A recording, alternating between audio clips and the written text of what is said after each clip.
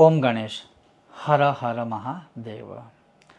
तुलसी जी की पूजा और विशेष रूप से खास करके इस दिन, किस दिन 21 जुलाई कामिका एकादशी के दिन, तो तुलसी जी के विषय में कुछ महत्वपूर्ण जो पूजा है या नमस्कार आदि है या दीपदान आदि है, उस विषय में आज मैं आपको कुछ चीज़ें बताऊंगा। कुछ विषयों पर आपको मैं ले जाऊंगा जो साक्षात भगवान ने ही कहा है, तो वही आज मैं आपको श्रवण करवाऊंगा।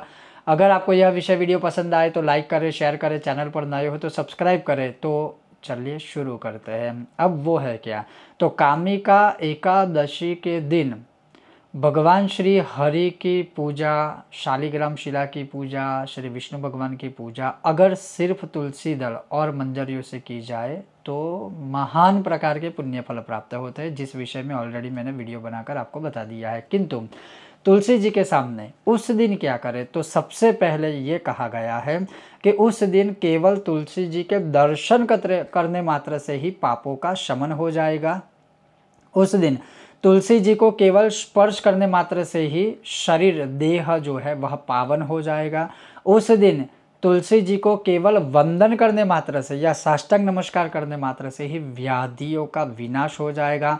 उस दिन तुलसी जी को मतलब लेकर के भगवान विष्णु के चरणों में समर्पित की जाए पत्र को और मंजरियों सहित, तो वह मनुष्य मोक्ष का भागी हो जाएगा और अपने पितरों का भी उद्धार करेगा। और उस दिन कोई भी मनुष्य तुलसी जी के सानिध्य में गौ माता के घी का दिया करता है, चाहे वो खड़ी बात हो लेती बात हो, लेकिन कोशिश कीजिए कि गौ माता के घी का ही दिया करो। दूसरा, उस दिन अगर कोई मनुष्य अखंड दीपदान करता है तुलसी जी के सानिध्य में, तो उसके घर की तीव्र से तीव्र दरिद्रता का विनाश होगा और मोक्ष की प्राप्ति होगी, योग भोग वैभव सर्वस्व प्राप्त होगा, ऐसा भगवान ने कहा है।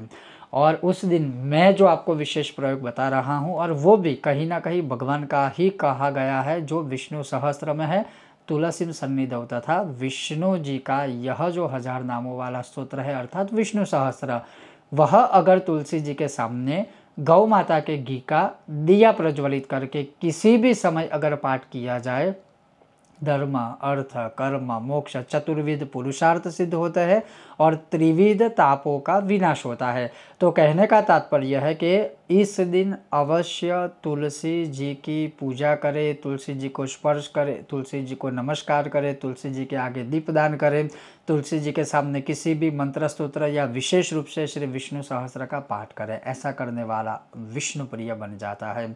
तो ये था आज का विषय। अब कुछ प्रश्न शायद आपके हो सकते हैं, देश काल के अनुसार कई जगह पर तुलसी जी नहीं प्राप्त होते हैं, तो फिर क्या करें, तो आप मानसिक रूप से भी तुलसी जी की पूजा कर सकते हो, मन से, जैसे आप तुलसी जी के सामने ही हो उस प्रकार से, क्योंकि जब देश काल के अनुसार प्राप्त ना हो तब मानसिक पूजा की जाती है। दूसरा, अगर आप चाहे तो सुवर्ण के या चांदी के एक ही बार तुलसी पत्र बनवा दीजिए, ताकि अगर आपको पता ही है कि देश काल के अनुसार हमें तुलसी पत्र प्राप्त नहीं ही होते हैं, तो वही तुलसी पत्र जो है चांदी के या सुवर्ण के, उसको वॉश कीजिए और जब भी ऐसे अच्छे दिन हो तब आप भगवान विष्णु को शालिग्राम शिला को समर्पित कीजिए।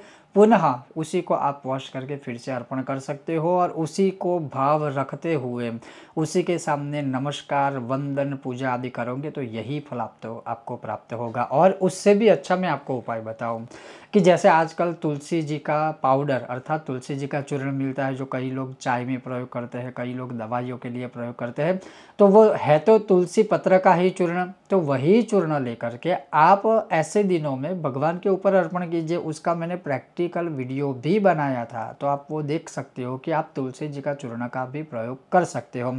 तो मूल बात कहने का तात्पर्य यही है कि कामिका एकादशी में तुलसी जी का भी विशेष पूजन महत्व है, जो आप सब कर सकते हो।